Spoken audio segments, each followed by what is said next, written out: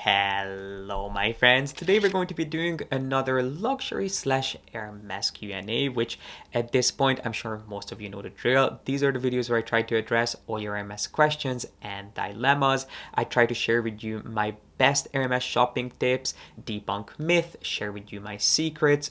I attempt to save you some money by telling you which pieces, in my opinion, are worth your money and which ones are not. We basically chat about all the topics that you want to know about. And filming these YouTube videos can feel kind of weird. I mean, I'm just sitting here in my wardrobe talking to a wall, but when I get to answer your questions, it makes me feel like you guys are actually here and we're just having a good old chat about anything and everything Hermes. So if you'd like to listen to me ramble on and on about luxury fashion, then make sure to give this video a thumbs up, subscribe down below if you haven't done so yet, and be sure to join the conversation in the comment section. Okay, so I just had a quick scroll through your questions and it seems like we have a variety of topics to discuss today, which I love.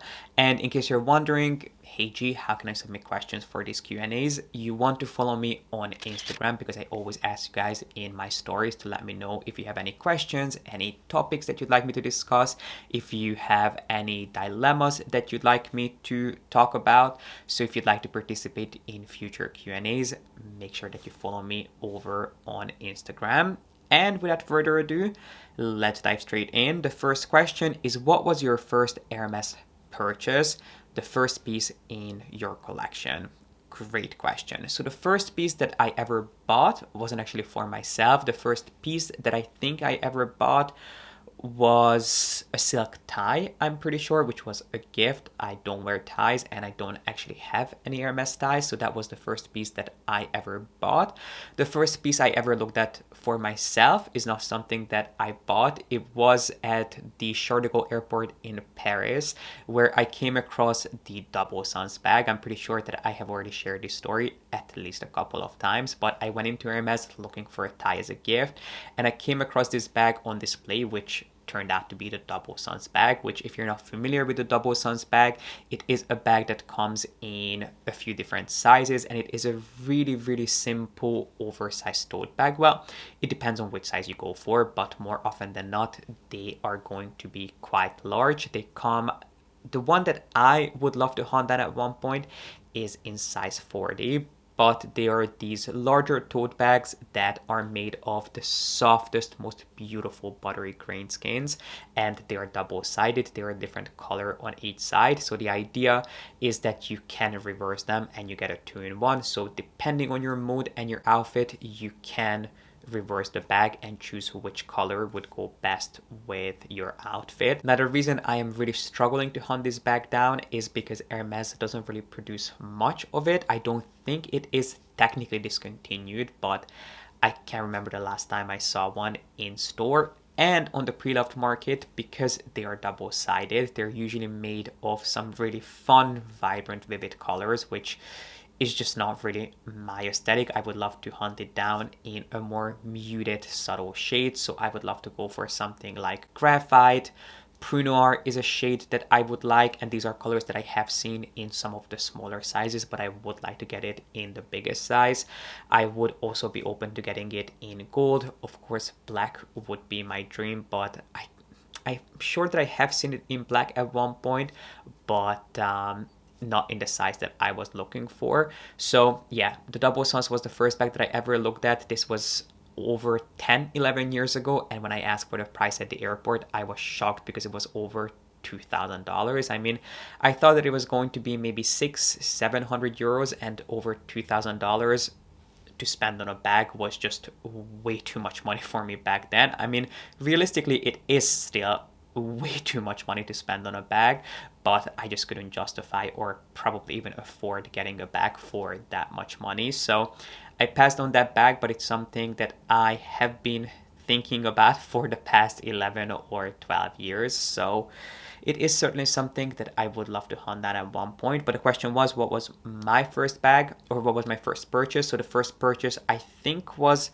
a Rival bracelet in double tour, which is basically a miniature CDC with the two middle pyramids and the ring in the center in box leather, which I still have. I think it's in storage in New York because I bought it in, I think, a T1 or a T2, and it doesn't really fit me anymore. And then shortly after, I ended up getting the Bazaar pouch bag in black Togo in the larger size, which I used for about a year, and I loved it so much that I felt it was time to upgrade. So I got the GGL clutch bag in black, and I felt that they did really similar things for me in my collection. To be really honest, they're not similar designs, but I felt that anytime I reached for my GJ, I could have also reached for my Bazaar pouch, and I felt wasteful having two extremely similar bags in my collection, two flat black clutch bags. So I ended up selling my Bazaar pouch on Fashion File, which I have to be honest, I really regret, especially because I had my initials on the inside. So perhaps if you bought a black Bazaar pouch on Fashion File and you have the G.P.S initials on the inside, send me an email. I hope my bag has gone to a nice new home. I'm sure it did. And if you would ever consider rehoming it, well, you know where to find me, because that was a bag that I loved and I would still recommend if you can get your hands on a Bazaar pouch. I don't see it too often, but if you see it somewhere around, it is certainly a bag that is very much worth looking into. I feel like this was a really long-winded answer, but basically my first purchase was a silk tie. It's not something that I bought for myself. The first two pieces that I bought from Hermes were the Rival double tour bracelet, which I'm not even sure if they still do. If they do, it is a great piece. It's kind of similar to the Kelly bracelet, but I find that it is a lot more subtle and a lot less annoying to wear because you won't get caught on anything.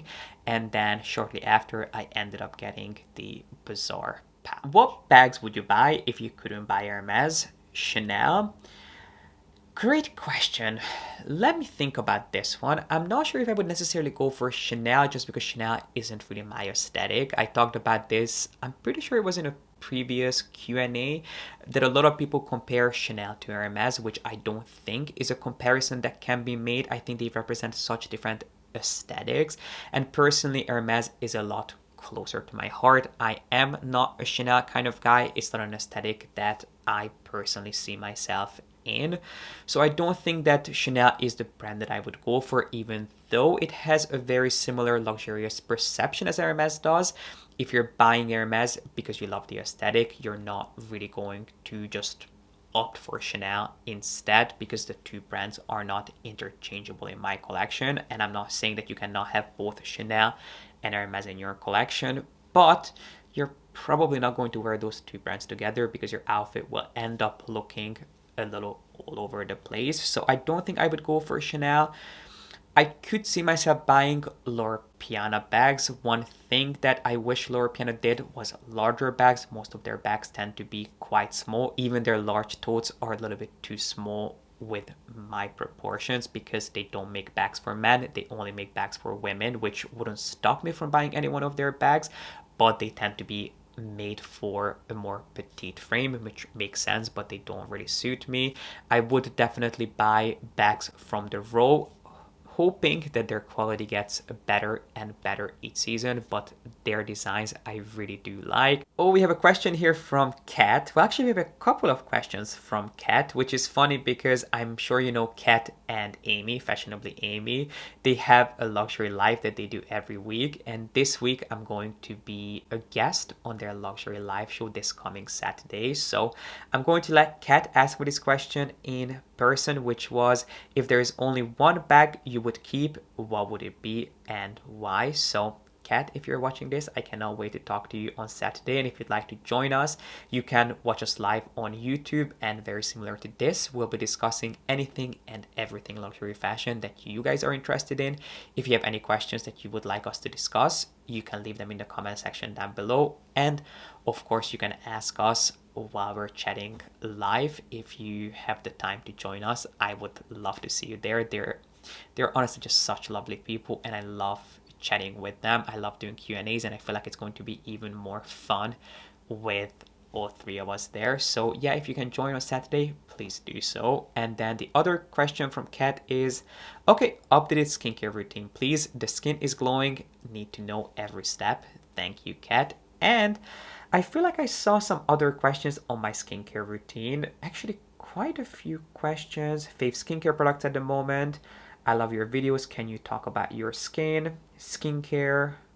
Yeah, so there are quite a few questions on my skincare routine. So why don't I run to my bathroom and get some of the products that I'm currently using so I can really quickly walk you through some of my steps. So give me 1 second, I'll be right back. Okay, I might be out of breath, but I am back and I want to show you my skincare routine really quickly. Now, what you have to know about my skin before I get into it is that I have rosacea. I have extremely sensitive skin. So my main areas of concern are redness, dryness, and sensitivity. So if you have a similar skin type to mine, you can take any one of these products and concepts and use them on your own skin. For me, skincare is something that I take really seriously, and I'm very religious about my skincare routine. I never go to bed without washing my face, even though I don't wear makeup. I wear a ton of sunscreen. I have always lived in big cities, so removing my layers of sunscreen and pollution is something that is really important. And I like to keep my skincare routine really simple and focus on high quality products that are proven to work. Sorry guys, my battery died, so I had to change the battery. But anyway, I think I was saying that skincare is my weakness. I used to go crazy with skincare. It's something that I really enjoyed experimenting with. I did work in cosmetic development for a little while, so I felt like it was my duty to test skincare. But at this point, I am not nearly as adventurous with skincare as I used to be. I try to stick to the same routine, to ingredients that I know work for me, which it can be tough to figure out. But once you do, stick with your routine, and I will only buy new products when it's time for me to replace what I already have going on, or if I have a new area of concern that I feel like I need to address. But let's jump straight in. And I do use pretty much the same things day and night. The only thing that is different is that I will use an extra cleanser in the evening, and instead of moisturizer during the day, I will use a moisturizing sunscreen. So let me start with my cleansers, which I'm realizing I only brought out one of my cleansers. In the morning, I will use a really gentle, non-drying cleanser, something that is really effective but is not going to bother my sensitive skin. I love the CeraVe foaming cleanser. That is something that I'm really loyal to. It's something that I have been using for ages, so that's a good one. And I also really enjoy the cleansers from Tatcha. They have a few at this point. It just really depends on what you prefer. Do you prefer something that is more budget friendly like CeraVe, or do you prefer a more luxurious experience and a more sophisticated packaging? Personally, I don't like to spend, or I don't need to spend a lot of money on cleansers because they're not really on your skin for too long. As long as you find something that suits your skin type, something that's not too irritating and not too harsh but effective, you are good to go. So I love the CeraVe one. And at night, before I use my water-based cleanser, I will use a cleansing balm, and right now I'm using the Revolution Skincare collaboration with Sally Hughes. I don't think it's actually a collaboration. I think this is Sally Hughes' brand with Revolution Skincare, and it is the Butter Clean Makeup Meltdown Cleansing Balm. Now, I don't wear makeup, but I do wear sunscreen, quite a bit of sunscreen, and this is amazing at removing layers and layers of sunscreen, and I assume it would be just as great at removing makeup too. It is scented, which is a trigger for my skin, but because it's only on my skin for less than a minute, it doesn't bother me too much. But one thing that I have to say about this is that you cannot use this around your eyes because it will burn. And it does say on the tin that you cannot use this around your eyes. It does say caution, avoid contact with eyes, which I didn't pay attention to, and I had to learn the hard way. But they do warn you, and if you're only removing makeup, or in my case sunscreen, off your face, it works like a charm. It's not overly expensive, and the texture is really buttery and beautiful. So I have been loving this. My next step is a hydrating toner. Right now I am loving the Paula's Choice Calm Soothing Toner. As I mentioned, I have extremely reactive and sensitive skin, so I love Paula's Choice in general. It's a brand that is very much science backed. They don't use any artificial dyes or fragrances in their products. In fact, they are very much against using fragrance in skincare, so it's a brand that I trust fully.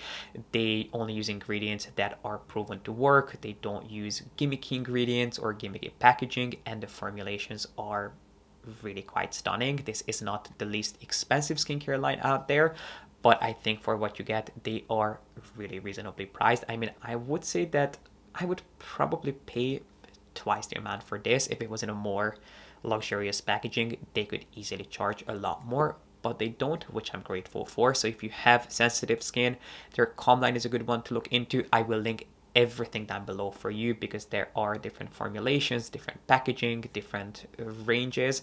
So if you're looking for any one of these pieces or the exact products I use, you can check my info box. But I do use their soothing toner, which is beautiful, and it is extremely hydrating. And then afterwards in the summer, I will use a BHA, or also known as a salicylic acid, which is a really gentle exfoliating acid that is able to exfoliate inside the pores. It's lipophilic, meaning that it is oil soluble, so it's able to dive into your pores. And I'm sure that's not really how it works, but the easiest way of explaining it is that it's able to clean your pores from the inside out. So if you struggle with any sort of congestion, BHA is the way to go. And the queen of BHAs is Paula's Choice. She does have her red bottle, which is a little bit too irritating for my skin. So I like her Calm BHA Lotion 1%, which is a little bit weaker than her regular 2% exfoliant, but it is paired with some beautiful soothing calming ingredients, and it is also a little bit of a richer formula, which does help my extremely sensitive skin. So this is what I will use in the morning. It also depends on my skin, but in the summer I tend to be a little bit more breakout prone, and this helps to keep my skin at bay. I don't think it's too irritating or it's too harsh. And if you shave, you need this in your life. If you get ingrown hairs, if you get irritation after shaving, get this and thank me later because you will love that. And this is really it. This is everything I use in the morning before I go on with my sunscreen. I am religious about using sunscreen. I have rosacea and I do have a couple of little vitiligo spots. So for me, sunscreen is a must. It goes on my face, rain or shine, it doesn't matter. If I'm going to leave my apartment, which is most days because I have to take Pi on walks, I apply sunscreen. And really, I have a lot of favorites when it comes to sunscreens, but the brand that I always go back to is brands owned by the L'Oreal group. So Garnier, La Roche-Posay, SkinCeuticals, any one of these brands I would trust with my sunscreen because I know how much money they put into their R&D and product development. So right now I'm using the latest L'Oreal innovation, which is the Invisible Serum Super UV from Garnier. I got this from the drugstore.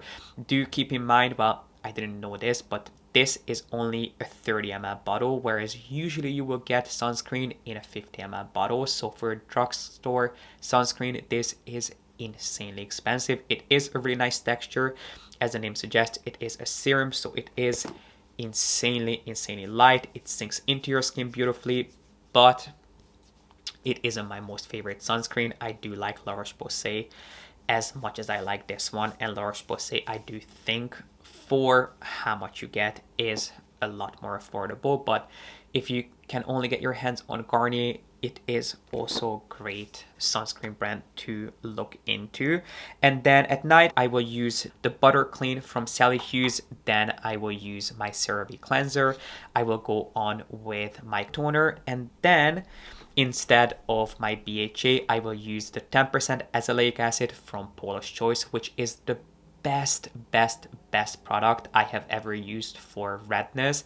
If you struggle with redness, discoloration, any sort of patches on your skin, get this now. It is the best that money can buy in my experience. It is paired with licorice, which is also really good at soothing the skin, and I think this also has a little bit of salicylic acid, but it is a really nice one to use. So I will use this every night. I will put a really thin layer on my skin. You don't need to use much, and then I'll wait for a few minutes, I will brush my teeth, or I will put on my deodorant, which my favorite deodorant is the Drunk Elephant Sweet Pity Deodorant Cream. If you like a clean deodorant, this is the best that I have ever tried. Or I will just put on my body moisturizer, which, surprise, surprise, my body moisturizer is also from Paula's Choice. Again, this is not sponsored. I wasn't sent any of it. It is just a brand that I genuinely adore. And I do love the 2% BHA Body Smoothing Spot Exfoliant. It, again, similar to this, has BHA salicylic acid, which helps with congestion. So if you have ingrown hairs, if you have breakouts on your body, if you have KP or keratosis pilaris, which is also known as strawberry skin, so little dots usually on the back of your arms. Some people get it on their thighs. This is the best product that I have ever used for that. So I will link this down below for you. I will never, ever, ever be without this in the summer. And then last but not least, before I go to bed, I will use a moisturizer. And my favorite moisturizers, I mean, I have a ton. I do like Augustinus Bader. I will use a little bit of La Mer here and there, but the one that I always go back to is the La Roche-Posay Tolerian range. It's a no-brainer, easy, hydrating, soothing, calming. It seals everything into your skin. It will not change the texture of your skin. It won't do anything actively for you, but it is the perfect way to just nicely soothe, calm, hydrate, and moisturize your skin. And this is pretty much it. This is all I do. And then I also grabbed my current fragrance favorite, which I vlogged getting this fragrance. This is Mété Noir from Louis Vuitton, which I have been loving. It is a really beautiful, mysterious, expensive smelling fragrance. I'm not really sure about the notes. I should have looked that up, but it just smells really expensive, really dark, but kind of sweet at the same time. There are definitely some floral notes alongside with some woodsy, smoky facets, which is really interesting. I have been loving this fragrance, and finally I have found one that actually lasts on my skin, which this is not an inexpensive fragrance, but I think once you apply it on your skin, you wear it, you'll understand the quality that you actually are paying for when it comes to this. And since you guys know that I am addicted to candles, I wanted to share with you my current favorite candle, which is from a small British candle brand called Fine Scents. I had a chance to meet with the owner of this brand the last time I was in London, and she was just such a lovely person.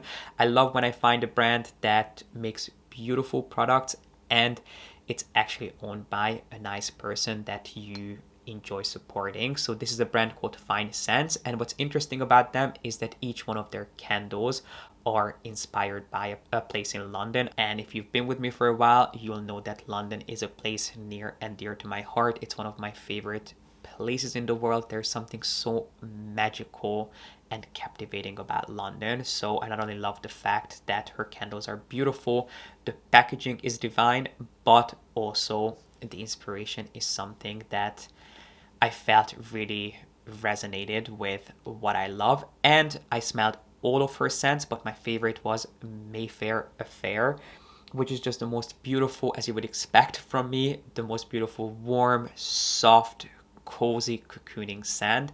It is slightly reminiscent of, if you like things like Lush Cherry, something boozy, something smoky. It slightly resembles that to me, but it's so much warmer, so much softer. There is just, you know what it smells like to me? It just smells like having the most amazing nap on a cloud. Not that I've ever had a nap on a cloud, but that's kind of what it reminds me of. It's really soft. It just smells like home. I do think that it has some notes of almond, vanilla. There are definitely some more spicy notes in here as well. It is just incredibly beautiful, and not that you can go wrong with any one of her scents, but personally, if you are wondering what my home is currently smelling like, this is the candle that I have been burning 24/7. Luxury fashion pet peeve. What an interesting question. My luxury fashion pet peeve. So it really depends when it comes to other people.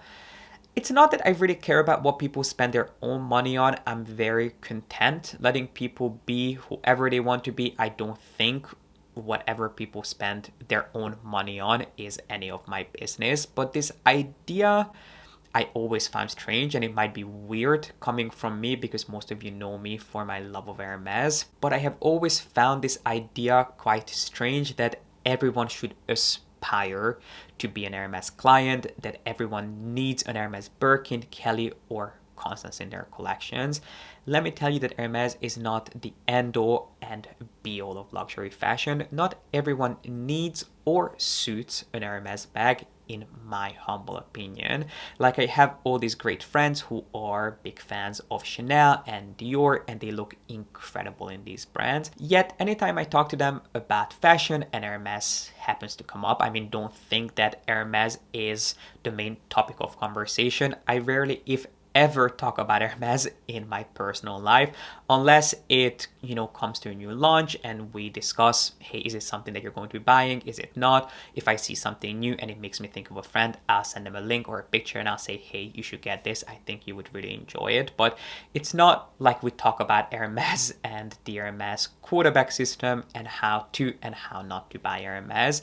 It's something that I reserve for you guys, for YouTube. So it's not something that I talk about that much, but if Hermes comes up, all these friends would say, I'm not buying Hermes right now, but maybe when I turn 40 or 50, I'll definitely buy myself a Birkin, a Kelly, and a Constance. And I always think and actually say that, Hermes bags are not going to change your life. If you don't like the way they look, why would you force yourself, or why would you plan on buying any one of these bags if you don't actually like the way they look? I mean, I feel like there are so many people out there who buy these bags not because they like what they do for them and the way they look, but purely because they think that these bags convey a certain message, that these bags will make them appear rich or successful or established, when in reality, if these bags don't suit you, if you don't style them with the right outfits, they really won't do that much for you. The only message that you will send is that yes, you can spend this much money on a bag, but this much money couldn't buy you taste or hire a stylist for an hour.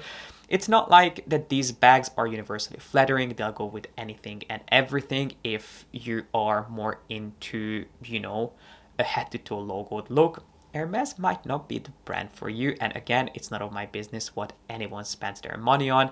If it makes them happy, they should go for it. But I really don't think that this idea that everyone should aspire to own an Hermes bag or multiple Hermes bags is the way to go. If you love the way these bags look, if you are passionate about the quality, the heritage, if you genuinely appreciate what these bags will do for you and for an outfit, you go for them, but they're really not going to change your life. So yeah, that's my little opinion on Hermes, and I think that's one of the reasons I have kind of slowed down on my Hermes consumption and buying more popular Hermes pieces, just because it has been so overexposed that it's kind of lost its charm. Criteria for being selected for a special order at Hermes. So if you're not familiar with special order, a la carte, or horseshoe stamp bags, they're basically a chance for an Hermes client to create their dream bag.